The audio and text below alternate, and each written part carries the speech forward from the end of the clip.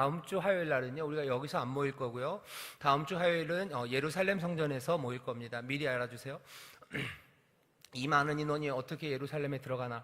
예, 들어갑니다. 예루살렘 성전 처음 만들 때 몇 명 들어갈 거라고 생각하고 만들었냐면요, 600명 들어갈 거라고 생각하고 만들었어요.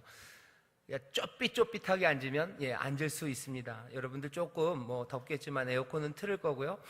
좁깃좁깃 앉아서 우리가 옛 생각하면서 부르짖어 기도할 거예요. 그래서 다음 주 화요일은 우리가 전도를 위해서, 교회를 위해서 더 많이 기도하는 모임이 될 거니까 그렇게 알아주시고 예루살렘으로 모이시면 됩니다. 왜 예루살렘으로 모이냐면은요, 이 얘기하면 이제 방송실 우리 함전도사님이랑 우리 방송실 간사님들, 팀장님들 긴장하실 텐데, 다음 주, 그러니까 이번 말고요, 다음 주 주일 끝나고 17일 월요일서부터 여기 대성전이 조금 공사를 할 겁니다. 딴 건 아니고, 여기 화면을 바꿀 거예요. 화면을 여의도교회가 바꿨으니까 우리도 따라 바꾸는, 우리가 따라쟁이들은 아닌데, 문제는 그 여의도교회 조목사님 설교가 이제 그 HD 16대 9로 오기 시작하고 그래서 그것도 있고 여러 가지 일들 때문에 우리가 이제는 요거 프로젝터로 쏘는 거 말고 여기다 LED를 달 겁니다. 그래서 어마어마하게 크게 달지는 않을 거예요. 하려고 그랬을 때 방송실에서는 크게 달았으면 좋겠다고 얘기하시고, 이 뒷면에도 그냥 딴 교회들 보면 쫙 LED 깔았는데 우리도 그랬으면 좋겠다 그러는데, 저는 아예 이 기회에 없애버렸으면 좋겠는데요. 문제는 하나 뭐냐면, 설교하다 이렇게 보면요, 이렇게 보면 저를 안 보셔요. 다 여기를 보셔요. 그래서 저도 언제부턴가 얼굴을 못 보겠어요. 볼 때마다 저도 상처받을 것 같아요. 이렇게 보면, 여기 보고 있으면. 그래서 그냥 멀리 보고서 눈이 그냥 티미해서 보는데, 그래서 별로 달고 싶지는 않았는데, 그래도 그렇게 다는 게 예배하는데 도움이 될 거라고들 많이들 얘기를 하셔서 LED를 달 겁니다. LED를 달려니 공사를 해야 되는데요, 공사가 하루 이틀이면 끝날 줄 알았는데 조금 길어진답니다. 그래서 다음 주 월요일에 공사를 시작을 해서 목표는 금요 철야 때는 아마 다 달린 데서 예배를 드릴 거예요. 그래서 화요일 날은 우리가 아래서 예루살렘에서 모일 겁니다. 좁아서 못 가겠다. 아니, 걱정 마시고 얼마든지 들어갑니다. 다들 오셔서, 또 우리 전도잔치 그 전 마지막 구역장님들 모일 수 있는 시간이에요. 함께 말씀도 있겠지만 더 많이 기도하는 시간을 가질 거고, 오늘은 교구별로 이따 또 뒤에 지난주처럼 모여서, 아마 교구장님들이 본교회는 그날 잔칫날 당일날 교구별로 모이는 장소들이 거의 정해진 걸로 알고 있습니다. 그곳에 가서들 먼저들 좀 보시고 또 같이 기도도 하시고 또 서로 격려하셨으면 좋겠습니다. 자, 그렇게 알아주시고요. 전교인 수양회 광고를 또 드립니다. 아마 다음 주일 이번 오는 주일 주보에부터 광고가 나갈 겁니다. 광고에 나가는 건 수양의 주제, 그리고 제일 궁금해들 하시는 날짜는 이미 달력에 있으니까 다 아셨겠지만 회비가 얼마인지 해서 이번 주일날 광고를 다 드리도록 하겠습니다. 8월 2일부터 4일까지 진행이 될 거고요. 아이들, 예꿈, 청소년, 대학 청년, 어른들 몽땅 다. 잠자는 건 아이들은 아이들끼리, 어른들은 어른들끼리 잘 겁니다. 가족이 같이 자기는 어렵고요. 다시 흩어져서 했다가 같이 모여서 예배하고, 또 아이들은 아이들대로 프로그램이 진행될 거고, 또 어른들은 어른들대로 프로그램이 진행될 거고, 그렇게 2박 3일 동안 예수마을과 그리고 청소년 수련원에서 우리가 전교인 수양회를 할 겁니다. 여러분들 특별히 어디를 갈까, 여름 휴가인데 고민하시는 분들 있으면요, 여러분들의 고민을 그냥 말끔하게 날려드리는 시간이에요. 오셔서 같이 기도하시고, 프로그램들 들어가는 시간이 좀 어려우시면 쉬실 수도 있고, 수영장도 있고, 또 풀장도, 물놀이장도 만들어 놓을 거고, 시원하게 에어컨도 있고, 사랑하는 우리 성도들도 같이 있고, 같이 즐겁게 그리고 행복하게 2박 3일 동안 온 교인들이 함께 기도하고 즐거워하고, 온 세대, 전 세대가 하나 되는 그런 수양회를 준비할 겁니다.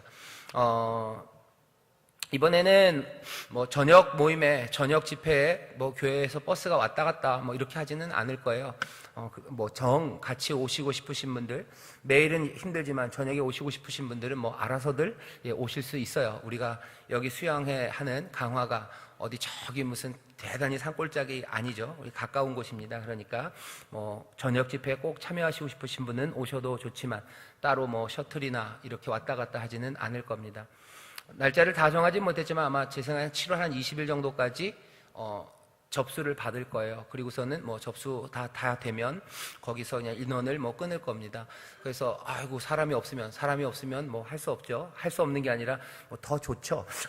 오붓하게 하면 되는 거고, 사람이 너무 많으면 그때부터 이제 교회가 분주해지는 거죠. 그분들 다 수용하기 위해서 뭐 이것저것 준비한 일이 생깁니다.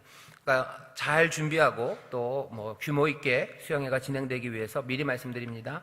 뭐 한 7월 한 20일 정도 그 정도 되면은 접수를 마감을 할 겁니다. 이번 주에 광고 나갈 거고, 그 다음에 뭐 접수할 수 있도록 참 간단하게 프로그램이랑 뭐 소개하는 전단지 그 다음 주쯤 나갈 거고, 여러분들은 미리 이미 뭐 작정들을 하셨어요. 오기로 작정들을 하셨으니까 교구장님들에게, 또 아이들은 또 아이들대로 선생님이나 거기 전도사님들에게 신청을 하면 우리가 다 취합을 해서 뭐 방도 나누고 뭐 어떻게 행사들을 진행할지 뭐 급하게는 아니죠. 미리 준비한 데다 이제 맞춰서 잘 정리를 하고 8월 2일, 4일 아름답게 그리고 행복하게 전교인 수양회를 합니다.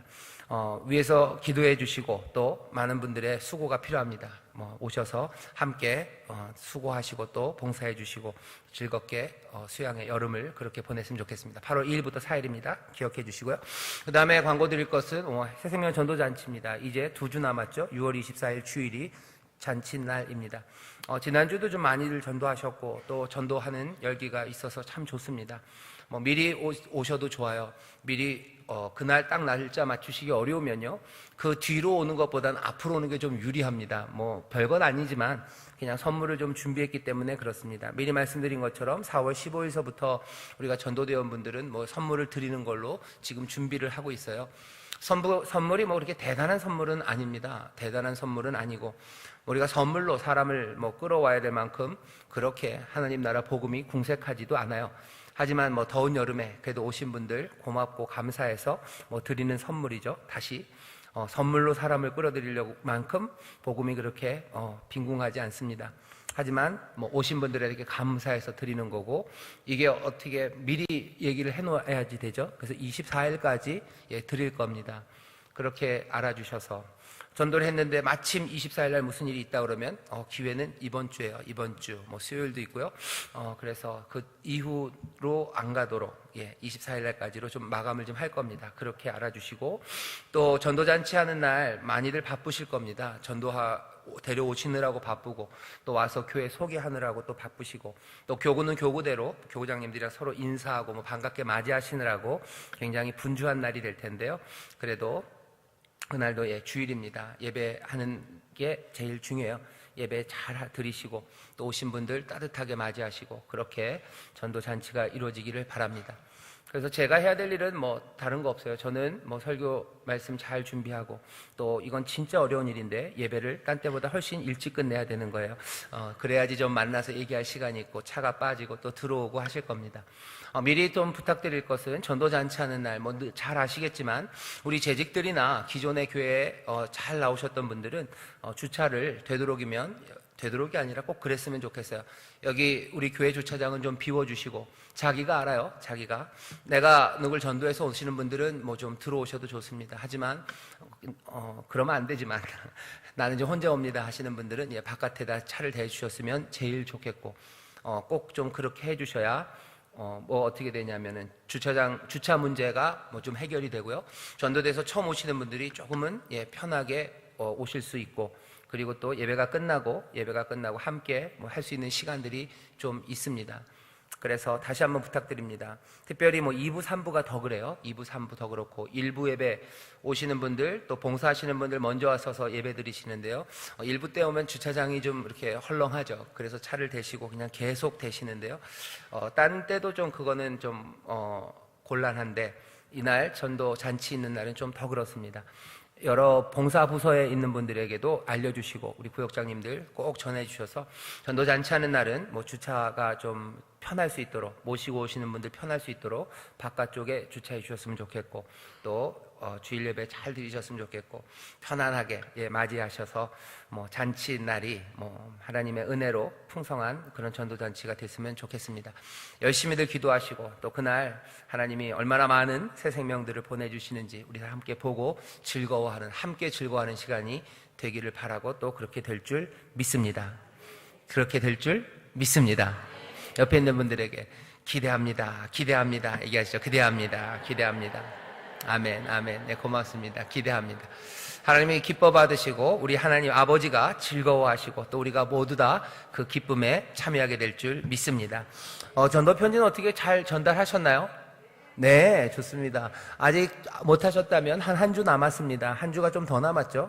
뭐 정성껏 우표를 붙여셔도 좋고 아니면 직접 전달해 주셔도 좋고 또 거기에 여러분들의 글을 써서 넣어주시면 뭐 더 좋을 것 같아요. 내가 얼마나 사랑하는지, 얼마나 기쁜 자리로 내가 초대하는 건지 꼭 얘기를 같이 써주시면 좋겠습니다. 자, 이제 일하는 교회 같이 한번 보겠습니다. 말씀 읽죠. 오늘은 사도행전 6장 1절부터 7절까지 말씀입니다. 성경을 함께 펴시죠. 일하는 교회입니다. 일하는 교회 효행복 펴시고요. 그리고 사도행전 6장 1절부터 7절까지 말씀입니다. 차근차근 잘 읽으셔야 됩니다. 자, 다 펴셨나요?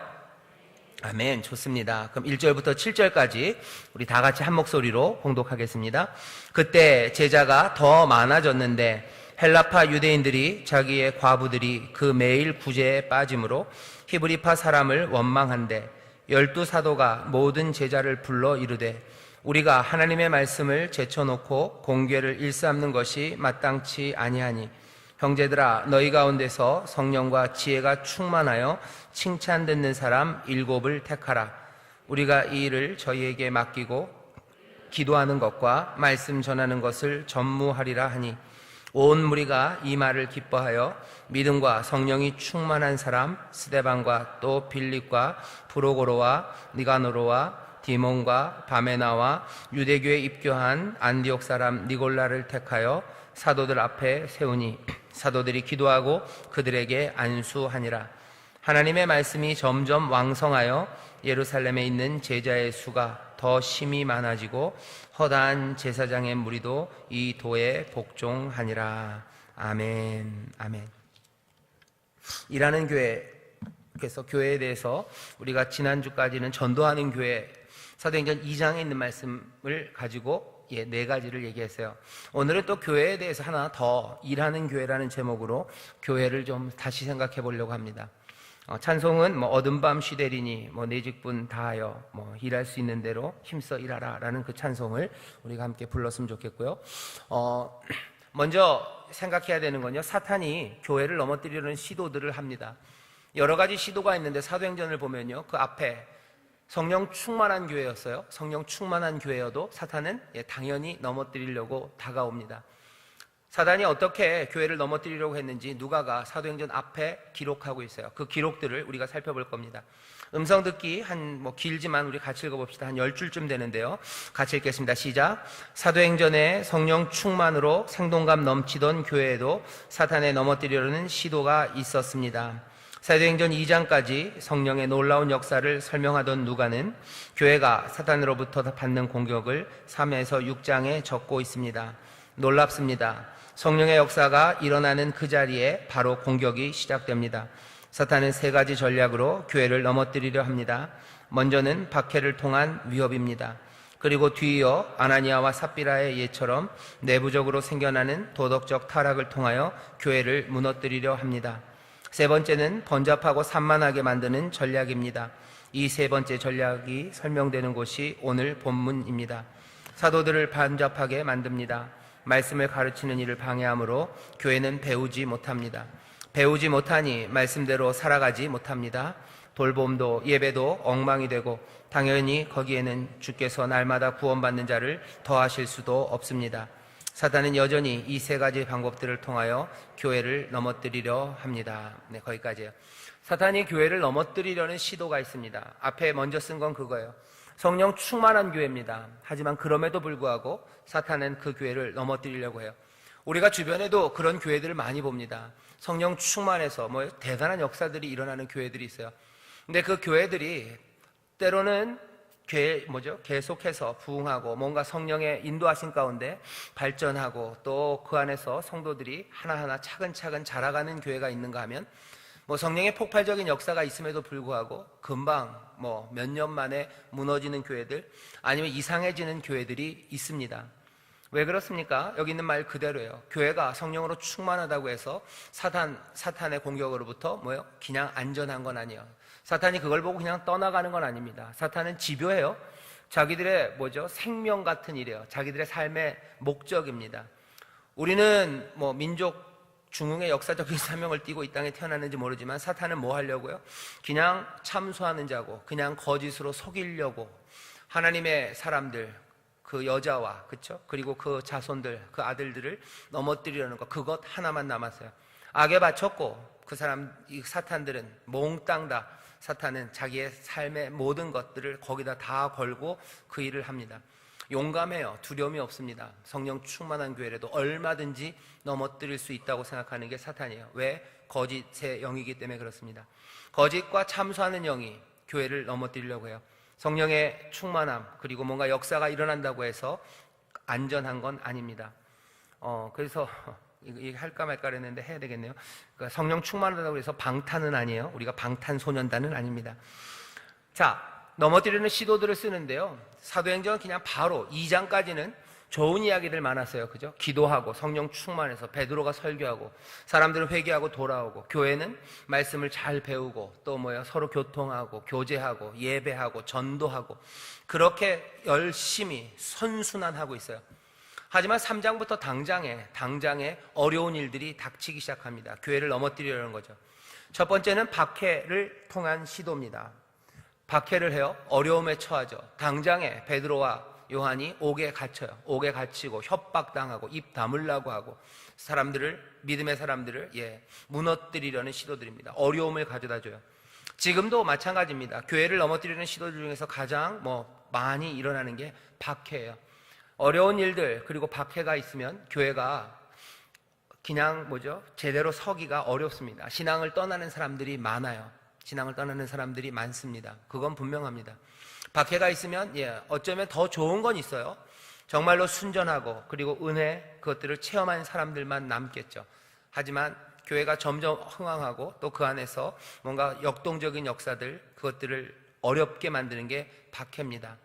지금도 박해가 많은 곳에서 이루어지고 있습니다. 지난 주일날 저녁에 하모니 간족 찬양 예배 드리기 전인데 칸 목사님이 오셨어요. 아킬 칸 목사님이 오셔서 그 결제 서류 하나를 이렇게 가져가려고 오시는 것처럼 오셔서 사실은 결제 서류를 그 시간에 꼭 가져가야 되는 건 아니에요. 근데 보니까 저한테 뭘 할 말이 있으셔요. 뭔가 들어봤더니 그냥 지나가면서 얘기하시더라고요. 아시는 것처럼 칸 목사님이 파키스탄 분이십니다. 그러니까 파키스탄 소식을 다 우리보다 훨씬 더 관심 있게 지켜보시죠. 파키스탄에서 오늘 2명이 죽었대요. 죽었다는 소식이 들렸대요. 왜 죽었나 그랬더니 이 사람들이 기독교인이랍니다. 예수 믿는 사람들인데 이 사람들이 아파서 병원에 갔는데 병원이 받아주질 않았대요. 의사가. 왜? 그냥 교회 다니는 사람들 못 가겠다고. 그래서 아주 위험한 상황이었는데 병원에서 의사가 그냥 보내는 바람에 병원을 가지 못하고 두 사람이 죽었다는 소식을 들었다고 위에서 기도해달라고 오셨어요. 지금도 박해가 있습니다. 그냥 그렇게 거부하는 박해뿐만 아니라 지금도 폭탄 터지고 사람들 죽고 쫓아가서 죽이고 하는 그 박해들이 있어요. 옥에 가두고 하는 일들이 있습니다. 교회를 넘어뜨리기 위해서 사탄이 하는 시도예요. 사도행전 처음에도 그 시도들을 봅니다. 옥에 가두죠. 또 사탄이 하는 두 번째 시도는요, 사도행전을 읽다 보면 여러분들 아실 겁니다. 5장쯤 가면요, 이 박해를 통한 시도들을 사람들이 이겨내요. 그리고 하나님을 찬송하고 더 열심히 하나님의 일을 행합니다. 그때 나타나는 게 뭐냐면 도덕적인 타락을 통해서 넘어뜨려요. 거기에 나온 이야기가 아나니아와 삽비라입니다. 아나니아의 삽비라의 예처럼 내부적으로 생겨나는 도덕적 타락입니다. 자기를 높이려는 생각들이에요. 자기를 높이려는 생각들. 그래서 거짓을 말하는 일들. 그 일들이 교회를 무너뜨립니다. 교회 안에 정말로 의롭고 참된 것 말고 도덕적인 타락들이 하나씩 생기면 교회 안에 거짓말들이 만들어지기 시작하고 서로 높아지려는 시도들이 있고 은근히 경쟁하기 시작하고 남들이 박수 받는 것에 대해서 칭찬 듣는 것에 대해서 뭐가 꼬인다 그러는데 무슨 배가 아프고 꼬이고 그래서 나도 칭찬받고 싶어하고 나도 인정받고 싶어하고 그러기 위해서 거짓을 가져다 대고 또 세상에서 배웠던 온갖 악한 이야기들 중상들 모략들 또 사람들을 나보다 밑에 놓기 위해서 찍어 누르려는 협박들 이런 것들이 교회 안에 있기 시작하면 교회는 무너집니다. 사탄은 그 일들을 해요. 박해를 통해서 교회를 무너뜨리려고도 하지만 동시에 도덕적인 타락을 가져다 줍니다. 교회는 이 일을 해결해야 됐어요. 그리고 우리가 아는 것처럼 그 일이 해결됩니다. 해결되는 결과는 사람들이 두려워해요. 이게 무슨 공포에 떨었다는 것만은 아닙니다. 다시 한번 하나님을 앞에 두려움, 그 경외함을 찾아가기 시작하죠. 악을 그리고 타락을 막기 위한 하나님의 역사들, 그리고 하나씩 그 도덕적인 타락을 통해서 교회를 넘어뜨리려는 사단의 시도들을 교회는 이겨나가요. 그 모습을 사도행전 그 앞에 교회의 처음 시작에 가져다 놓은 겁니다. 그러니까 우리가 경계해야 돼요. 사탄이 교회를 넘어뜨리려고 합니다. 그리스도의 몸을 넘어뜨리려는 시도들이 박해라는 모습으로, 그리고 우리 안에 있는 도덕적인 타락으로 일어납니다. 많은 경우에 교회가 무너지는 거 요즘에도 보시면 우리나라는 박해가 그렇게 지금 심하지는 않아요. 이제 조금씩 뭔가 조여 온다고들 경고음을 내시는 분들이 있죠. 무슨 동성애 이런 것들, 교회가 동성애에 대해서 나쁘다고 얘기하고 그것은 죄라고 얘기하는 것들을 입 막게 하고 그런 것들을 통해서 그걸 고리로 교회가 전도하고 그리고 또 복음을 전하는 일을 가로막으려는 시도들, 아마 교묘한 방식으로 박해가 우리에게 있는 건 사실입니다. 하지만 파키스탄처럼 아니면 아프가니스탄이나 거기 중동에 있는 나라들 그런 곳에처럼 정말로 옥에 가두고 아주 말도 안 되는 폭력으로 교회를 무너뜨리려는 시도들은 우리 가운데 없어요. 그러니 사탄이 하는 방법은 도덕적 타락을 통해서 교회를 무너뜨리려고 합니다. 여전히 사탄에게는 살아있는 옵션이에요. 교회 머리에 앞에 서 있는 사람들이죠. 담임 목사님들, 아니면 교역자들, 아니면 장로님들, 아니면 우리의 자녀들이라도 도덕적인 타락을 만들어내요. 그러면 어떻게 됩니까? 교회는 흔들려요. 심각하게 흔들립니다. 목사님이 뭐가 그렇다 그러면 사람들 수근수근 되는 거예요. 그래서 다른 교회에 가가지고 신앙생활 잘하면 그나마 낫습니다. 하지만 많은 경우는 어떻게 돼요? 교회에 대해서 굉장히 깊은 실망을 하고 그래서 교회를 떠나는 사람들 많아요. 그냥 곱게 떠났다가 곱게 오는 거 아니죠. 침 뱉고 가고, 그리고 이제 내가 다시는 교회 다니나 봐라. 깊은 상처로 다시 하나님께로 돌아오려면 너무나 먼 길을 돌아만 와야 되는 그런 일들이 생깁니다.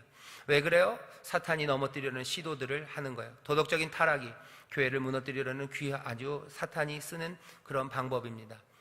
담임 목사의 문제만은 아닙니다. 교회 안에서 은근히 뿌려놓는 악한 씨앗들이 있어요. 그 씨앗들은 사탄이 새롭게 뿌린 거기도 하고요. 그리고 세상에서 가져놓은 우리 옷에 묻어있던 것들, 그것들이 제대로 다 새 옷으로 갈아입혀지고 또 보혈로 씻겨지지 않아서 여전히 남아있는 것들이 여기 심겨집니다. 무슨 꽃씨를 꼭 새가 옮기는 것만은 아니죠. 꼭 나비가 꽃가루를 날리는 건 아니에요. 우리도 막 움직입니다. 그러니까 무슨 일들이 생겨요? 여러분들 베란다 아니면 마루에 놨던 꽃들이 막 꽃을 펴요. 왜 그런 거예요? 새가 온 적도 없는데 여러분들이 아마 어쩌면 옷에서 나왔을지도 모르고 어떤 방법으로든지 옵니다. 교회 안에 사탄이 뿌리는 씨는 어쩌면 그렇게 외부에서 가져온 것들, 그리고 여전히 우리에게 남아있는 육체의 소욕들, 그것들이 발화하기 시작하는 거예요. 싹이 나고 그것들이 하나하나 자라나기 시작합니다. 그리고 모든 곰팡이들이나 아니면 바이러스들이 자라기 좋은 환경들이 있어요. 감기 바이러스는 언제 제일 잘 자랍니까? 습해야 잘 자랄 것 같은데 아니에요. 건조하고 그리고 추울 때 바이러스들이 심하게 활동이 많아요. 걔네들한테 적당한 온도 조건입니다. 그러면 감기 바이러스가 막 퍼져나가는 거죠. 꽃들은 봄에 펴요. 봄에 왜요? 그 꽃 피기 좋은 환경이기 때문에 그렇습니다. 여기 교회가 악한 사탄의 도덕적인 타락의 씨앗들을 뿌리고 우리가 가져온 것들, 육체의 소욕들이 우리 안에서 그것들이 심어져요. 하지만 그것들이 다 발응하는 것은 아닙니다. 우리 안에 그것들이 싹트기 좋은 환경들, 그리고 그것들이 자라나기 좋은 환경들이 만들어져 있을 때 그래요. 몽땅 다 육체의 소욕이 하나도 없는 사람들, 그리고 세상의 영향을 전혀 안 받는 완전히 밀폐된 그런 공간들을 만드는 건 그건 또 교회는 아니에요. 교회는 열려 있어야 돼요. 사실은 이곳을 이런 도덕적 타락이 없는 교회를 만들기 위해서는 무균실 만들면 돼요. 병원에 보면 무균실 만듭니다. 무슨 감압장치 만들어요. 바깥에보다 기압을 이 안쪽을 어떻게 하는 거예요? 훨씬 더 높여놓는 거예요. 높이나? 낮추나? 낮춰놓죠. 그 전염이 안 되도록 감압해요. 그러면 여기 안에 있는 것들은 밖으로 못 나갑니다. 못 나가게. 무균실 만들고 감압장치 만들고 아무나 못 들어오게 하고 가로막고 뭔가 있으면 다 뭔가 조짐만 있으면 다 격리시켜버리고 그러면 교회는 어쩌면 도덕적인 타락에서 조금은 방어를 칠지 몰라요. 하지만 교회는 그런 곳은 아니죠. 열려 있고 그리고 모든 것들이 용서되는 곳이에요. 그렇기 때문에 사실은 도덕적 타락이 자랄 수 있는 공간입니다. 하지만 그럼에도 불구하고 열려 있지만 이곳의 환경은 점점 더 도덕적인 타락들, 죄악의 씨앗들이 자라지 못하는 환경으로 만들어야 돼요. 날마다 소독하고 닦고 그리고 또 습한 곳, 곰팡이 있을 것 같으면 건조하게 말려야 되고, 너무 추워서 바이러스가 발응할 것 같으면 온도 높여줘야 되고, 너무 건조하면 습기 만들어서 그 바이러스들 감기 안 걸리게 만들어야 되고, 사단은 끊임없이 도덕적 타락을 교회에 가져다 주려고 애를 써요. 교회는 그것들을 막는 그 일들을 할 수 있습니다. 적절하게 습도를 줄 수 있고요. 그리고 춥고 냉랭한 그곳을 따뜻하게 만들 수 있고, 그리고 더럽고 지저분한 것들을 치울 수 있는 힘이, 그리고 그 도우심이 우리 가운데 있습니다. 사탄이 교회를 넘어뜨리는 시도들이 뭐가 있는지를 분명히 보셔야 돼요. 박해, 그리고 도덕적인 타락들이에요. 이것들이 교회를 넘어뜨리려는 시도들이고, 그리고 꽤나 오랫동안 이 시도는 제대로 역할을 해요. 많은 교회들이 그래서 무너지고 또 넘어집니다. 세 번째 사탄이 교회를 넘어뜨리는 시도들을 하는데요. 사도행전에 보면 오늘 읽은 본문이에요. 번잡하고 산만하게 만들려는 시도들입니다. 번잡하고 산만하게 만들어요. 기도와 말씀이 전해지지 못하게 하고, 그냥 여기 안에서 뭘 해야 되는지 모르도록 만들어갑니다. 그러면 어떻게 돼요? 교회는, 말씀은 사라지고 기도는 사라지고 그냥 이리저리 해야 되는 일들, 거기에 치이기 시작합니다. 그러면 교회는 점점 더 연약해져요. 사단이 교회를 넘어뜨리려고 하는 시도의 마지막이 이 세 번째입니다. 자, 시도는 이렇게 하는데 그럼 도대체 어떻게 이깁니까? 박해를 통한 시도는요, 우리 그 다음 단락을 우리 같이 읽어볼 겁니다. 다음 단락 한 9줄 되는데요. 같이 읽겠습니다. 시작. 성령 충만한 교회는 담대한 믿음과 주님의 보호하심과 도우심, 그리고 놀라운 능력과 표적으로 첫 번째 사단의 전략인 박해의 위협을 이길 수 있습니다. 두 번째 사단의 전략은 성령의 인도하심으로 날마다 말씀으로 맑은 물에 뿌림을 받아 거룩함과 경건으로 악에서 떠나갈 수 있고, 또 그렇게 해야만 합니다. 그렇다면 사탄의 세 번째 전략을 이기는 방법은 무엇일까요? 어떻게 이 사탄의 치밀하고 교활한 세 번째 전략을 물리치고 계속해서 생명으로 충만한 교회로 설 수 있을까요?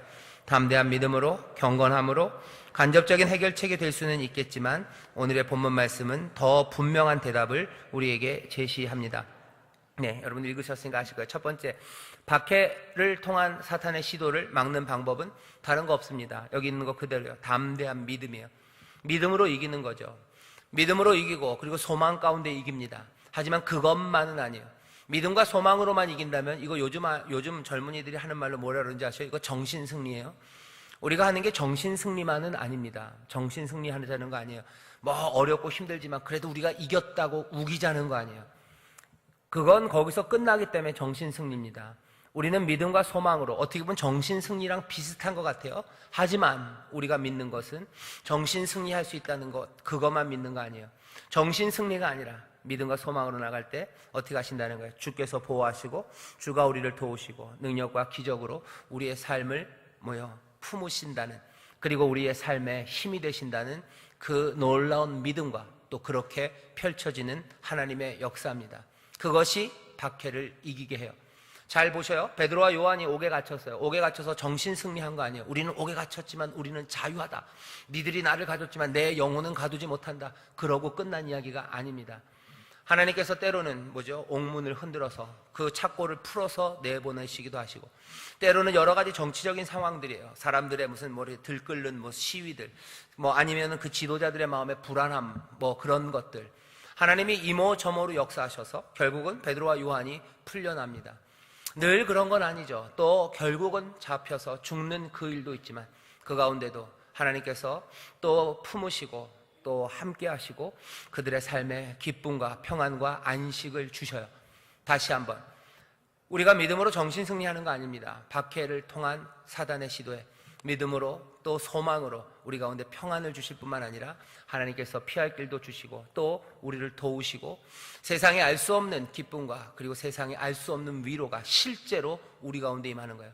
내 마음이 그냥 그렇게 하는 거 아닙니다. 사람들은 그렇게 얘기해요. 뭐 불교 같은 데서 그러죠. 뭐 일체 유심조래요. 뭐든지 다 내 마음이 만드는 거라고 얘기해요.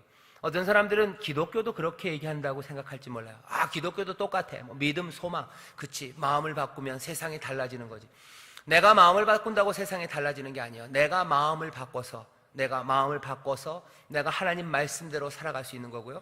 세상을 바꾸시고 세상을 구원하시는 건 하나님이십니다. 우리는 하나님, 우리 아버지가 세상을 바꾼다고 믿어요.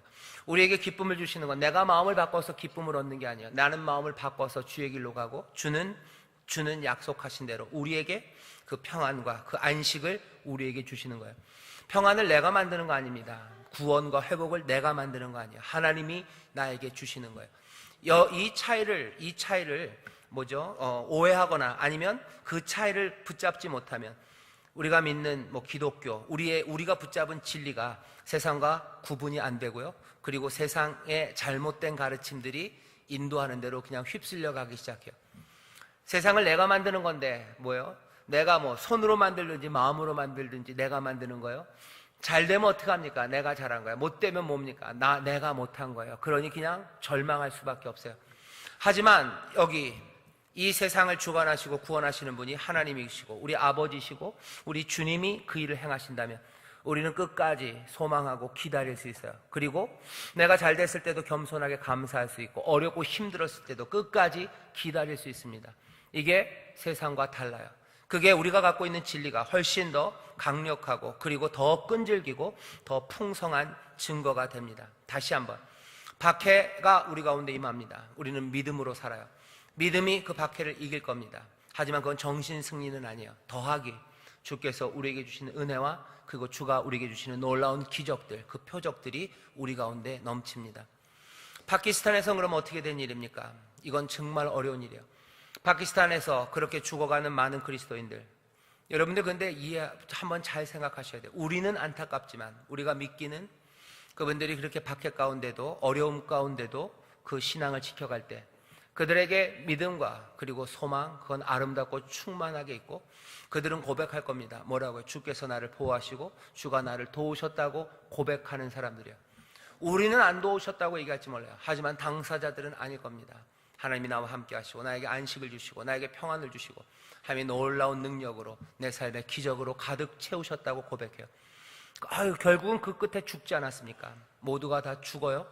하지만 하나님께서 그 생명을 붙잡으시고 또 그 마지막 날에 영광으로 일으키실 것을 우리는 또 믿습니다. 뭐가 더 중요하고 더 좋은 삶인지에 대해서 그건 나중에 판가름 될 거예요. 하지만 지금 당장도 그들은 그냥 믿음으로 정신승리만 하고 사는 건 아니에요. 정신승리해서 나는 이겼다가 아니라 주가 이기셨고 주와 함께 내가 이겼다고 고백하는 사람들, 그 사람들이 아마 지금도 순교의 현장에서 그리고 박해 현장에서 믿음을 지키는 사람들일 겁니다. 밖에서 우리가 뭐라고 그럴 이야기는 아니에요. 성령 충만한 교회는 사단의 시도를 그렇게 믿음으로 그리고 주님이 도우시는 도우심으로 이깁니다. 그 방법이 박해를 이기는 방법이에요. 두 번째는 도덕적 타락을 통해서 사탄이 우리를 넘어뜨리려고 해요. 뭘로 이깁니까? 성령의 거룩하게 하심이 우리 가운데 있어요. 말씀으로 그리고 맑은 물을 뿌리심으로 라는 이야기들이 계속 나와요. 교회는 그래서 계속해서 악한 것들, 악한 씨앗들이 자라지 못하는 곳이 되게 해야 됩니다. 방법은 말씀으로 해요. 그리고 맑은 물로 뿌리시는 은혜입니다. 맑은 물로 뿌리시는 은혜예요. 그리고 그 사랑입니다. 십자가의 보혈이라고도 얘기할 수 있어요. 은혜를 부으시고 사랑을 부으셔서 우리를 도덕적인 타락에서 점점 더 거룩하게 만들어 가십니다. 말씀과 은혜로 그 일을 하시는 거예요. 은혜가 우리의 마음을, 서로의 마음을 어떻게 하는 거예요? 용납하게 하고 용서하게 하고 그 은혜와 사랑이 서로를 권고하게 하고 또 끝까지 소망을 놓지 않게 하고 더 좋은 곳으로 그리고 더 거룩한 곳으로 나아갈 수 있다는 믿음을 우리에게 줍니다. 맑은 물로. 그리고 또 어떤 길을 가야 되는지 세상이 말하는 아니면 세상이 용인하는 기준이 아니라 하나님의 말씀의 거룩함의 기준들, 그 약속들을 놓치면 안 돼요. 성령님께서 우리를 깨닫게 하실 겁니다. 말씀으로 깨닫게 하시고 정말로 올바른 길 그리고 참된 길이 무엇인지 계속해서 보이실 거고 맑은 물로 하나님의 사랑과 은혜를 우리 가운데 부으셔서 거짓말할 거 없어요. 내가 높아지려고 애쓸 거 없어요. 아나니아와 삽비라가 왜 그런 겁니까? 바나바가 칭찬받으니까 자기도 칭찬받고 싶었던 것 같아요. 아마 바나바와 이쪽 아나니아 삽비라가 약간 무슨 라이벌처럼 교회에서 훌륭한 두 집안이었는지도 몰라요. 바나바는 아내 얘기가 없는 걸 보면 어쩌면 바나바는 총각이었던지 아니면 호랍이었던지 아니면 호랍이니까 죄송합니다. 뭐 사별을 했던지 뭐 그랬을 것 같아요. 아나니아와 삽비라는 그래도 부부예요. 뭔가 좀 더 역동적으로 할 수 있는 일들이 많았을 겁니다. 니만 하냐? 나도 한다. 아마 그런 태도였던 것 같아요. 그러며 거짓말하기 시작하죠. 높아지려는 시도들, 거룩함들, 높아지려는 거짓말들. 왜 그런 거예요? 은혜, 하나님의 사랑, 거기에 대해서 제대로 알지 못했기 때문에 그래요. 사람들에게서 인정받는 것보다 하나님의 은혜와 사랑 안에 있는 게 훨씬 더 좋고 그것으로 충만하고 만족할 수 있는데 아나니아와 삽비라 이 사람들은 채워지지 않는 다른 것이 있었죠. 은혜로만 족하다고, 하나님의 은혜가 족하고 하나님 우리 아버지의 사랑이 나에게 족하다는 고백이 없었죠. 맑은 물로 뿌림 받지 못한 거예요. 은혜와 사랑 그것들이 떠나기 시작해요. 그러면 다른 것들을 찾기 시작합니다. 남들보다 높아지는 거 찾기 시작하고 그것들을 이루기 위해서 거짓말하기 시작하고 그것들을 이루려고 뭔가 다른 방식들이에요. 다른 방식들로 위에 서려는 시도들, 이 모든 것들이 은혜가 부족해서 그런 거예요. 너무 식상한 말 같지만 그렇습니다. 은혜가 떨어지면, 은혜가 없으면 죄의 길을 갑니다. 이상해요. 은혜가 우리 가운데 충만하면 죄악된 길로 가지 않아요. 왠지 아세요? 내 영혼이 만족하기 때문에 그래요. 배부른 사람들은 다른 거에 눈이 안 가요. 한번 배가 터지게 드셔보세요. 죄송합니다. 배가 완전 나오게 드셔보세요. 그리고서는 뷔페 테이블에 있는 거 보세요. 봐도 별로 먹고 싶지 않아요. 그거 생각 없습니다. 내가 다른 것을 찾기 시작하는 건 은혜가 내 삶을 채우는 것이 그 생명이 이제 뭔가 빠져갔기 때문에요. 성령은 우리를 맑은 물로 씻기셔요. 은혜를 계속해서 사랑을 가득 부으십니다. 여러분들 기억이 오래되셨을까 모르겠는데 한번 성령의 도우심으로 기억에 단추라 그러네요. 바퀴를 막 뒤로 돌려보세요. 여러분들이 사랑했을 때 생각해 보세요. 사랑이 가득했을 때 그때는 추운 것도 춥지도 않고 내주는 거 아무것도 아니에요. 얼마든지 사줄 수 있고 얼마든지 내가 희생해서 줄 수 있어요. 하지만 지금은 아니에요. 지금은 따질 게 많아요. 그죠? 내가 받은 게 없는데, 내가 뭘 해준 게 없는데 내가 이걸 해야 되나요? 남자도 그렇습니다. 아니야, 남자는 안 그렇습니다. 도덕적 타락을 통한 시도가 여전히 있습니다. 그거 막는 방법을 우리에게 알려주셨어요. 세 번째 시도, 번잡하고 산만하게 만들려는 이 시도도 사탄의 시도입니다. 교회를 넘어뜨리려는 교활하고 그리고 아주 흉측한 시도예요. 그리고 꽤나 많은 시도가 성공을 했어요. 이 번잡하고 산만하게 만들려는 오늘 본문의 이 시도에 도대체 어떻게 대답해야 됩니까? 믿음으로? 앞에처럼요? 박해를 이기는 것처럼 믿음으로? 아니면 도덕적 타락을 우리에게 가져다주는 사탄과 싸우기 위해서 뭔가 열심히 말씀을 읽음으로? 아니에요. 오늘 본문이 알려주는 건요, 믿음이나 도우심, 말씀과 물로 이런 얘기 하지 않아요. 여기 문제가 생겼을 때요, 어떻게 했는지 잘 보세요. 기도하자라고 그러지 않았어요? 우리의 믿음이 부족한가 봐. 소망의 약속을 붙잡자. 모든 것들을 합력하여 선을 이룬다고 하신 이것도 잘 될 거야. 아니, 그런 거 없어요. 이 문제를 해결할 수 있는 말씀들은 없을까? 그런 거 찾지 않았어요. 어떻게 합니까? 분명하고 현실적인 대응을 합니다. 분명하고 현실적인 대응이에요. 이게 성령 충만한 교회가 했던 거예요. 초대교회, 적어도 우리 가운데 가르침을 주시려고. 초대교회가 완전하지는 않다고 그랬어요. 하지만 이렇게 해결했더니 7절에 보면 하나님의 말씀은 점점 왕성하여지고 예루살렘에 있는 제자의 수는 더 많아지고 허다한 제사장의 무리까지 이 도에 복종하는 제대로 된 그 길을 갔다는 것을 통하여 이 교회의, 이 초대교회, 예루살렘 교회의 이 반응이 올바랐다고 우리에게 가르칩니다. 이걸 가르침을 이럴 땐 이렇게 해야 된다라고 매뉴얼로 준 건 아니에요. 이 이야기가 우리에게 말하는 건 이 교회의 대응이 제대로 됐고 그것들이 좋은 결과를 낳았다라고 우리에게 얘기해줘요. 그러니 우리는 이 이야기를 읽으면서 우리도 라고 생각하면 됩니다. 우리를 산만하게 하는 여러 가지 일들, 그 일들에 대해서 어떻게 그 사탄의 시도인데 이것들을 이깁니까? 오늘 이 말씀들을 읽으면서 제일 중요한 건 그겁니다. 우리를 번잡하고 산만하게 만들고 여러 가지 일들이 벌어지게 한 거, 일들이 있는 것, 그것들을 이용해서요, 사탄이 교회를 넘어뜨리려고 한다는 사실이 어쩌면 오늘 이 말씀에서 제일 중요해요. 이건 그냥 일이 있는 게 아니에요. 이걸 통해서 교회를 넘어뜨리려고 하는 거예요. 이걸 통해서 교회를 나눠버리려고 하고, 그 안에 사랑이 사라지게 하고, 그 안에 말씀이 사라지게 하고, 그 안에서 뭐예요? 도덕적인 타락들, 아픔들, 슬픔들, 온갖 무질서들, 그것들을 만들려는 사탄의 시도입니다. 그 시도가 있다는 것들에 대해서 분명히 인식하셔야 돼요. 6장에 있는 이 말씀이 앞에 있는 아나니아와 삽비라의 사건처럼, 그만큼이나, 그거보다도 더 교묘한 사탄의 시도고, 박해하고 교회를 무너뜨리려는 그 권세들, 그것들의 흉측한 만큼이나 아주 흉측하고 사악한 사탄의 시도임을 명백하게 생각하고 이 말씀을 읽어야 합니다. 분명하고 현실적인 대응들을 합니다. 어떻게 했는지 쭉 나와요. 볼까요? 첫 번째가 지혜를 구합니다. 그 다음에는 소명을 분명히 합니다. 그 다음에는 사람을 찾아요. 그리고 기도하고 안수합니다. 그러면 그 사람들은 그 맡은 책임을 수행하기 시작해요. 옆에 페이지로 넘어가세요. 옆에 페이지 한 단락, 한 7줄 있습니다. 우리 같이 읽어보겠습니다. 시작. 먼저는 회의가 소집됩니다. 그리스도의 몸 전체의 지혜를 구했습니다. 각각의 소명을 분명히 했습니다. 사도들은 자신들에게 맡겨진 사명이 하나님의 말씀을 가르치는 것과 기도하는 일임을 분명히 합니다. 그리고 성령과 지혜가 충만한 사람을 찾았습니다. 아무나는 아닙니다.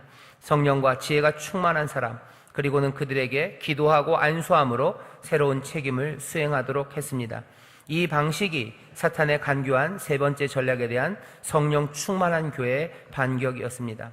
배워야 할 교훈이 있습니다. 여전히 사탄은 이 방식으로 교회를 넘어뜨리려 시도하기 때문입니다. 오늘 이 말씀을 이 방식으로 이해하시면요, 자, 사탄은 이렇게 우리를 넘어뜨리려고 해요. 그럼 어떻게 합니까? 지혜를 구해야 합니다. 모여서 지혜를 구하고요. 지혜를 구해서 발견한 것, 그리고 이 사람들이 시도한 방법, 제대로 된 방법은요, 소명, 부르심을 분명히 합니다. 교회 안에 뭘 해야 되는지를 분명히 하는 거예요. 왜 말씀이 전해지지 않고, 왜 말씀 전하는 일, 가르치는 일, 그것들이 약해지는 것, 그것들이 약해지면 교회는 무너진다고, 교회의 소명, 그리고 특별히 사도들 앞에서 가르치는 사람들의 소명을 분명히 합니다.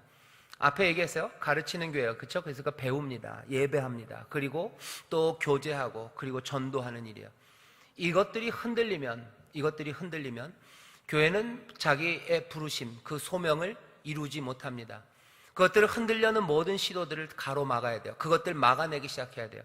말씀을 가르치고 배우는 일을 가로막고, 또 우리가 함께 예배하는 일을 가로막고, 또 예배하는 일 말고 여러 가지 일들이 있어요. 예, 맞습니다. 하지만 그것들로 분주해지고, 그것들 때문에 교회의 질서가 흔들려지면 안 돼요. 어떻게 해야 됩니까? 그 일들을 다 없앱니까? 아니에요. 그 일을 할 사람들을 찾는 거예요. 그 일들을 할 사람들을 찾는 거예요. 교회가 정말로 그 본질에 충실하기 위해서 필요한 일들이 있어요. 본질과는 조금 벗어난 것처럼 보입니다. 하지만 필요한 일들이 있어요. 그래야 교회가 서요. 교회가 그리스도의 몸으로 자라나기 위해서는 그 일들을 감당해야 합니다. 사람은 여러분들 좀 죄송하지만 요즘 죽음에 대한 정의가 좀 달라졌어요. 옛날엔 심장사였어요. 심장이 멎으면 죽어요. 요즘은 좀 뇌사를 인정하려고 합니다. 뇌 활동이 멈추면 죽었다고 그래요. 그렇게 생각하면 몸에 뭐만 있으면 돼요? 심장만 있든지, 그죠? 뇌는 죽어도 심장만 뛰게 하면 돼요. 그런 사람들이 있었어요. 그런 사람들을 뭐라고 그럽니까? 식물인간이라 그러죠. 죄송합니다. 예, 식물인간이라 그래요. 호흡이 안 돼요. 그러면 강제로 호흡시키면 돼요. 계속 산소 집어넣어주고, 그냥 폐가 기능이 없는데도 계속 숨 넣어주고 빼주고, 계속해서 정화된 공기를 피로 넣을 수 있도록. 피가 못 가서 못 움직입니다. 신경은 다 죽어가요. 하지만 그럼에도 불구하고 심장은 살아있으면 살아있다고 그래요. 아니면 뇌만 살려놓으면 돼요. 심장이 멎어도 뇌만 살아놓으면 사는 건가? 여러 가지. 근데 여러분들 아시는 것처럼 그런 삶이 교회의 삶이라면 그건 너무 이상해요. 다른 일들이 제대로 감당돼야 됩니다. 교회의 본질이라는 게 있어요. 예, 이건 이러면 교회라고 부를 수 있어요. 하지만 어떤 교회들은 자라날 수 없어요. 어떤 교회들은 든든히 서갈 수 없습니다. 그냥 식물인간 같은 교회들, 그냥 교회라고 겨우 이름만 붙일 수 있는 교회들, 그냥 죽어가는 교회들, 그런 교회가 있죠. 사단이 하는 일은 뭡니까? 그냥 그렇게 만들고 싶은 거예요. 그렇게 만들고.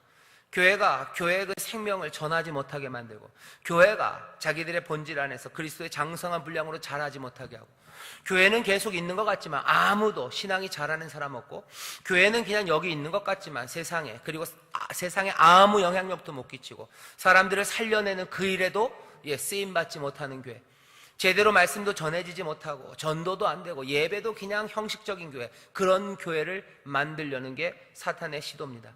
방법은 뭐예요? 방법은 뭡니까? 그냥 여러 가지 다른 일들 하게 만드는 거예요. 다른 일들 때문에 헤매게 만드는 거예요.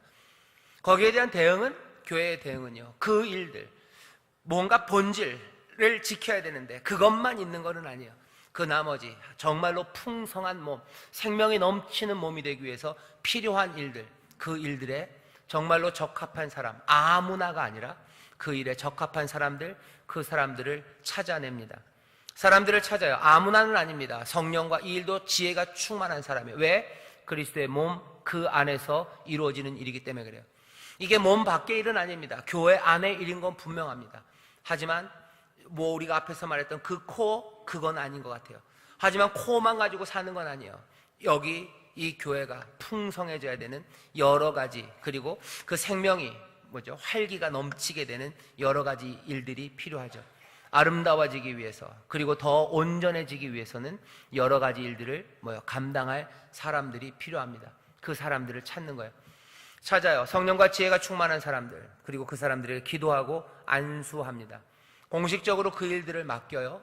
그냥 조용히 할 수도 있지만 모두가 다 알도록 합니다. 여기 이 사람은 이 일을 맡아 한다고 안수하고 사람들에게 공표하는 거예요. 그리고 동시에 성령의 기름 부으심과 필요한 모든 자원과 그리고 지혜와 능력을 함께 하셔서 성령님 이 일을 도우시고 이가 부름받은 바로 그 일에서 충성하게 하시고 그 일에 아름다운 열매가 있기를 기도하고 안수합니다. 그러면 그 사람들은 그 책임을 수행하는 거예요. 교회가 꼭 사람들에게, 과부들에게 뭘 나눠줘야만 하는 건 아닙니다. 하지만 그 일을, 교회를 더 풍성하게 만들고 또 교회가 하는 여러 가지 가르침들을 증거하는 거예요. 그 일들을 맡아 할 사람들이 필요합니다. 교회가, 어떤 교회는 그러면 3명이 모이는 교회예요. 그럼 그 교회도 뭐가 필요합니까? 그건 아닐 수도 있어요. 거긴 목사님 혼자서 다 할 수 있습니다. 그리고 그렇게 해도 별 문제는 없어요. 하지만 여기 뭐라고 돼 있죠? 그때 제자가 더 많아졌는데 그래요. 이게 어느 정도 교회가 커져가기 시작하면 어쩔 수 없어요. 그 안에 다른 일들을 맡아 가지는 사람들이 필요합니다. 그냥 작을 때는 몽땅 다 할 수 있어요. 몽땅, 그리고 다 할 수밖에 없습니다. 그런데 교회가 점점 커지면 문제가 생기는 거예요. 우리가 5월달, 6월달 처음 시작하면서 대형교회 얘기를 좀 했어요. 대형교회가 뭐가 문제일까? 뭐가 문제인지 아십니까? 교회가 커가는 거가 교회가 큰 게 문제가 아니라 교회가 커지면서 생기는 문제들이 있어요. 교회가 커지면서 감당해야 될 일들이 있는데 그 일들을 제대로 감당하지 않아서가 문제인 겁니다. 사실은 그래요. 왜 조용해질까요? 네, 그 다음 봅시다. 그 다음 단락을 우리 같이 읽어봅시다. 10줄인데요. 같이 읽어봅시다. 시작. 많은 일들이 교회에서 일어나고 교회는 감당해야 될 다양한 일들이 있습니다. 이 일들을 처리하기 위해 말씀 사역을 맡은 이들이 자신의 임무를 소홀히 하여 매달려서는 안 된다는 것이 분명한 교훈입니다. 그럼 어찌합니까? 하나님께서 교회가 감당해야 할 여러 가지 일들을 위해 그 백성 모두를 부르신다는 사실을 기억해야 합니다. 말씀을 전하는 자나 교회 안에 다른 일들을 감당하는 자나 모두 섬기는 자들입니다. 그들은 모두 디아코니아 사역을 감당하는 사람들입니다. 하나님은 모두를 각각 다른 사역으로 부르십니다. 이것을 모두가 깨닫고 모두가 자기의 사역을 감사함으로 성실하게 감당해야 합니다. 여기서 누구라도 넘어지면 교회는 그만큼 약해지게 되고 점점 쓰러져 가게 될 것입니다. 네, 여기까지요. 많은 사람들이 깨달아야 되는 건 모두를 부르시고 모두가 사역을 감당하는 사람들이라는 사실입니다. 에베소서에도 그렇고 로마서에서도 그렇고요. 교회를 설명할 때 가져다 대는 이미지들이 있어요. 그 중에 하나가 몸에 관한 비유입니다. 교회는 몸이에요. 몸에는 지체가 있답니다. 몸에는 지체가 있대요. 각각의 그 지체마다 성령이 우리에게 선물로 주신 거예요. 그리고 그 각각의 지체가 감당하는 그 능력도 성령이 선물로 그들에게 주셔요. 그러니 교회는 성령의 선물로 가득합니다. 성령의 선물로 주신 직위들, 직책들, 그 일들을 감당할 사람들, 그 사람들에게 부으시는 능력들, 모든 은사들.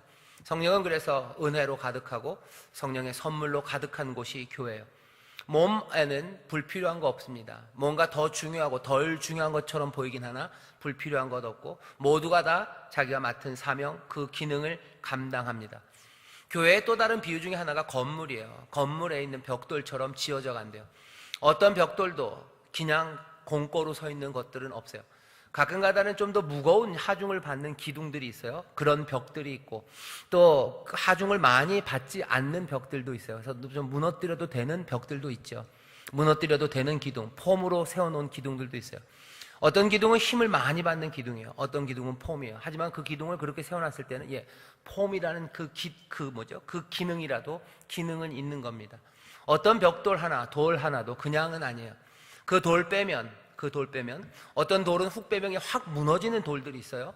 그 담 중에 어떤 돌 하나 빼면 몽땅 무너지는 그런 돌도 있죠. 하지만 어떤 돌은 빼도 그냥 별 문제가 없는 돌도 있습니다. 많은 그건 그래도 약해진 거예요. 그 건물은 약해진 겁니다. 그만큼 약해진 거고 그만큼 이 빠져서 이 빠지신 분들 죄송합니다. 그만큼 이가 빠져서 아름다워지지 않은 거예요. 그만큼 부족해진 거고 약해지는 겁니다. 교회는 온전하고 아름답고 그리고 든든하게 커가야 되는데 무엇 하나라도 하나님이 부르신 그 부르심에서 낙오하는 사람들, 그 자기의 소명, 부르심을 모르는 사람들, 내가 감당해야 될 일들을 감당하지 못할 때 교회는 연약합니다. 그만큼 약해지는 거예요. 깨달아 알아야 되는 건 모두를 부르셔요. 모두가 사역을 감당하는 사람들입니다. 모두를 어떻게 해요? 여러 다른 사역으로 부르셔요.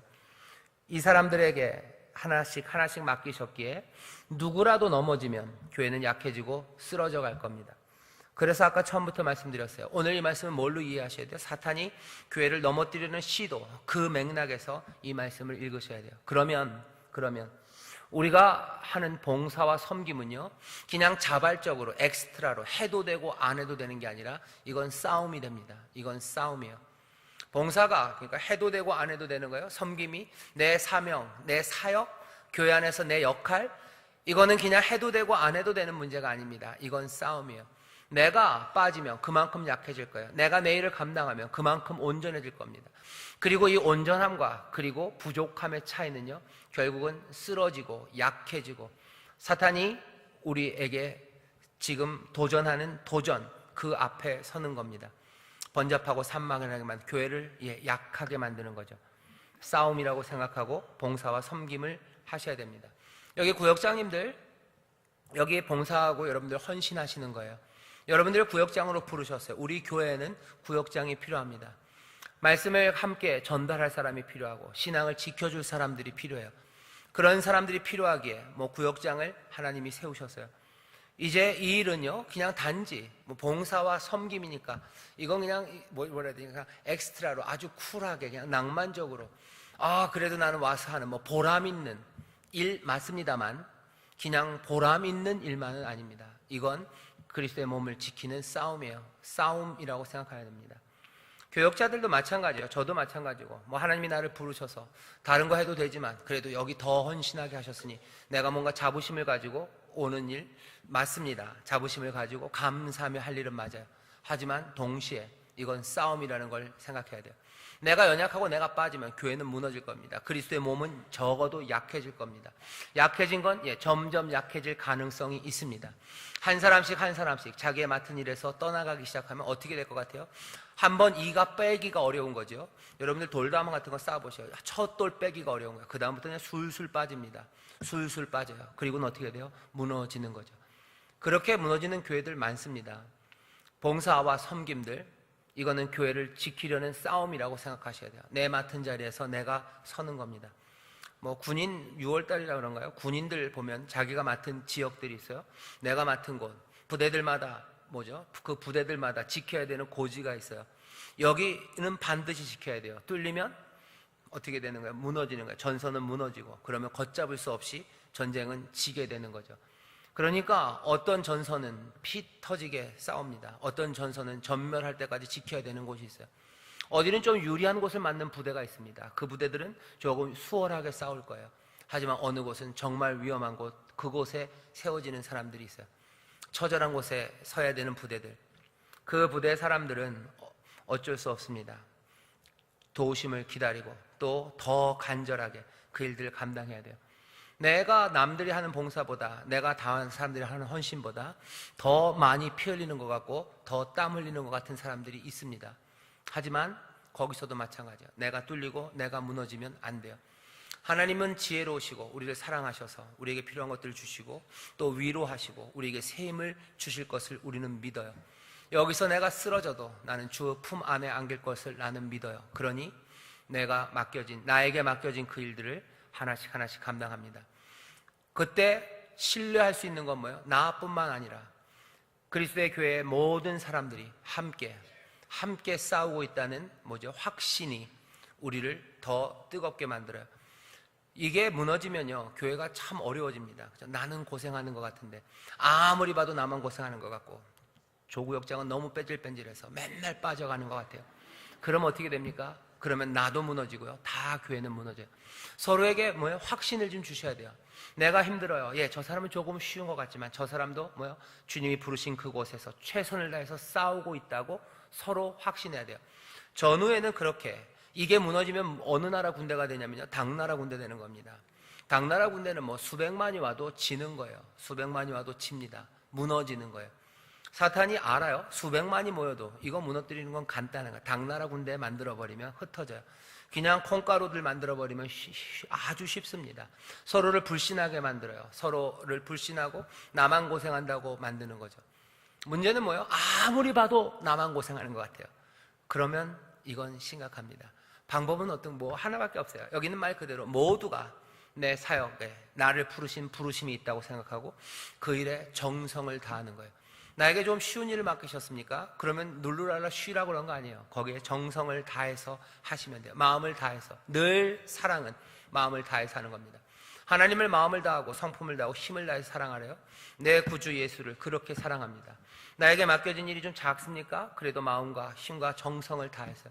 내게 맡겨진 일이 벅차고 힘들어도 마찬가지예요. 내가 할 수 있는 건 거기까지입니다. 내 마음과 정성과 힘을 다해서지 무슨 거짓으로 악으로 하는 건 아니에요. 악으로 깡으로가 아니라 뭐라고요? 마음을 다하고 성품을 다하고 힘을 다해서 하는 거지, 무슨 다른 악으로 하는 거 아니고 죄악된 방법으로 하는 거 아니에요. 내가 그곳에서 가장 진실되고 성실하게 성령이 나에게 주신 은혜를 믿으며 그곳에서 서 있는 거예요. 그러다가 넘어지는 거, 그러다가 상처받는 거, 그때는 하나님 앞에 손들고 주여 내가 쓰러졌다고 얘기하셔요. 내가 지쳐서 이제는 쓰러진다고 얘기하셔요. 주님 어떻게 하실 거냐고 물어보셔요. 주께서 일으켜 세우시기도 하시고 또 안식 가운데 하나님이 품으실 수도 있으셔요. 그거 두려워하지 않습니다. 영원한 것들을 우리는 바라봐요. 그때 우리의 전우를 우리는 볼 거예요.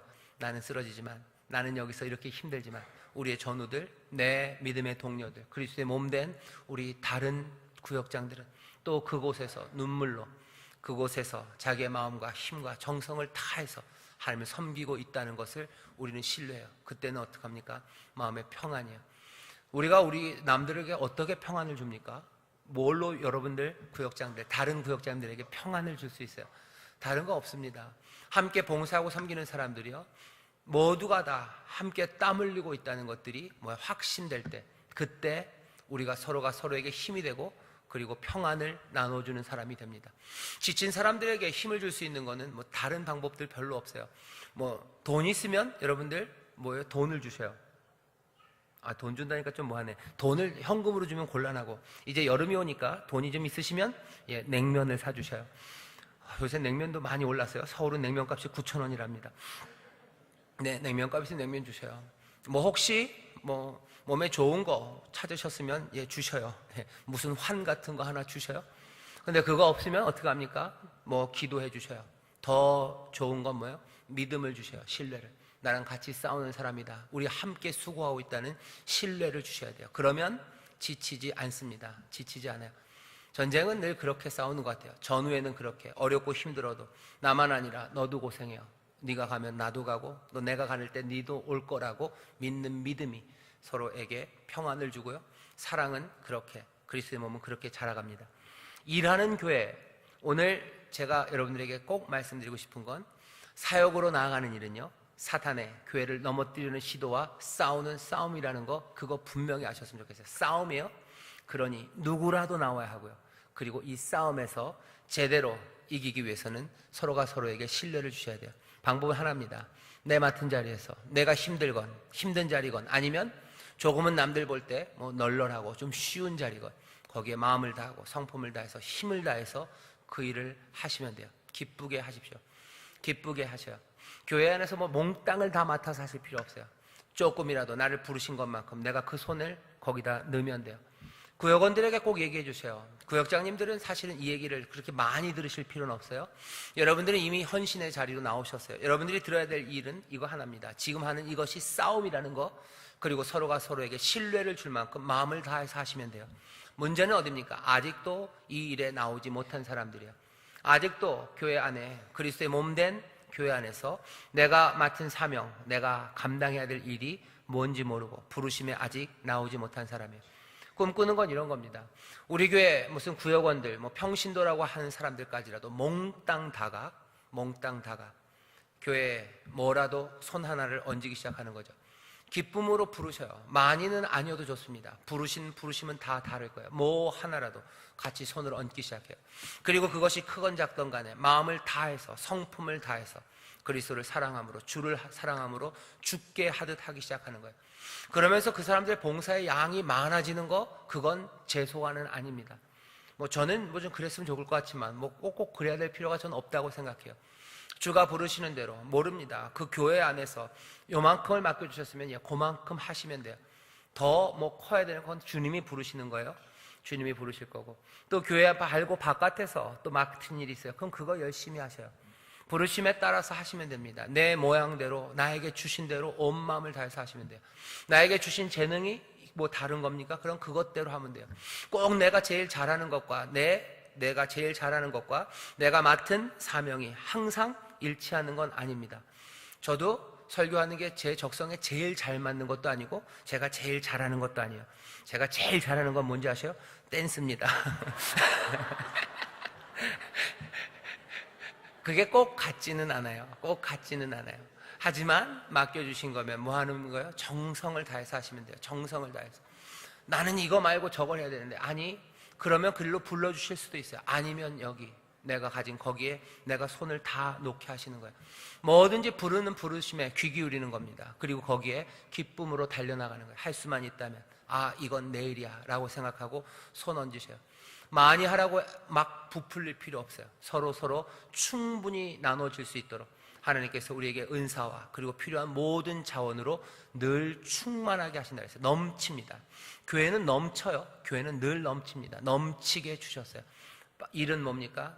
여기 있는 사람들이 부르신 그 부르심에 여기 있는 이 마음 말대로 싸움이라고 생각하고 마음을 다하고 정성을 다하면 됩니다.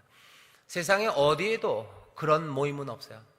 뭐 사실은 그래서 모든 공동체나 아니면 단체가 교회를 닮으면 좋아요. 하지만 그런 곳이 세상에 이루어지기는 참 어렵죠. 그 빛과 그 소금을 보이고 증거하는 게 교회입니다. 내가 가진 것들을, 그리고 나에게 받은 것들을 감사함으로 그리고 정성을 다해서 손을 얹기 시작할 때 교회는 어떻게 됩니까? 여기 있는 것처럼 하나님의 말씀은 점점 왕성하여지고 예루살렘에 있는 제자의 수는 더 심히 많아지고 심지어는 허다한 제사장의 무리까지, 오해하고 핍박했던 그 사람들까지 그 복음 앞에 무릎을 꿇고 그 앞으로 나오게 돼요. 그래서 이 복된 그리스도의 몸 안에서 모든 사람들이 함께 즐거워하고 평안을 누리는 그런 귀한 일들이 하나하나 일어나게 될 줄 믿습니다. 구역장님들에게 부탁드리는 건 그래서 두 가지예요. 싸움이라고 생각하시고, 내 구역은 왜 이럴까 생각하지 마시고, 내 구역이 너무 힘들어 그렇게 지치지 마시고, 다른 구역장님들도 거기서 열심히 일하고 계셔야 돼요. 술술 하시는 구역들이 있어요. 그죠? 구역원들이 너무너무 훌륭해서 나는 아무것도 안 해도 다 하네 히히히, 그건 아니에요.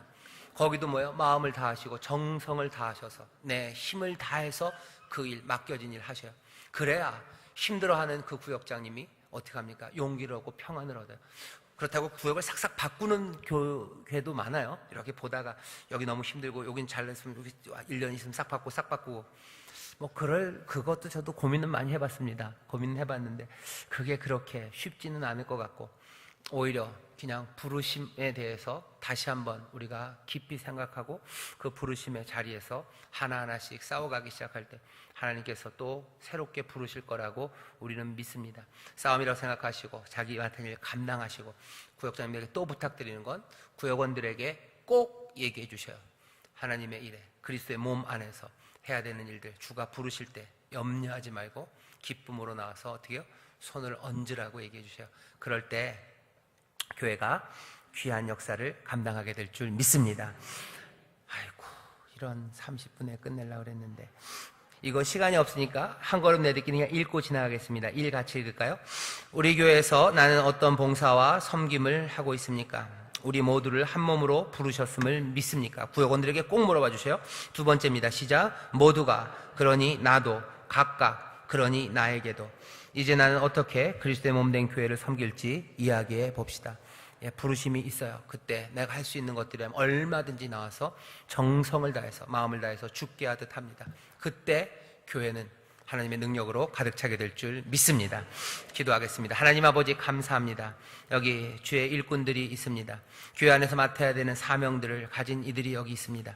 하나님, 기쁨으로 감당하게 하시고 감사함으로 감당하게 하시고 하나하나 정말로 정성껏 그 일들을 하나하나 하게 하셔서 우리에게는 놀라운 기적이, 또한 서로가 서로에게는 평안을 나누어주는 귀한 주의 일꾼들이 되게 하여 주옵소서. 기도하옵기는 우리 모든 교회 성도들 한 사람도 남김없이 정말로 주의 부르심에 섬기는 성도들이 되기를 원합니다. 주여, 이 모든 일에 풍성하게 하셔서 늘 그러셨던 것처럼 부족함 없는 교회 되게 하시고 은혜로, 그리고 말씀으로, 그리고 감사로 넘쳐나게 하여 주옵소서. 감사드리며 예수님 이름으로 기도합니다. 아멘.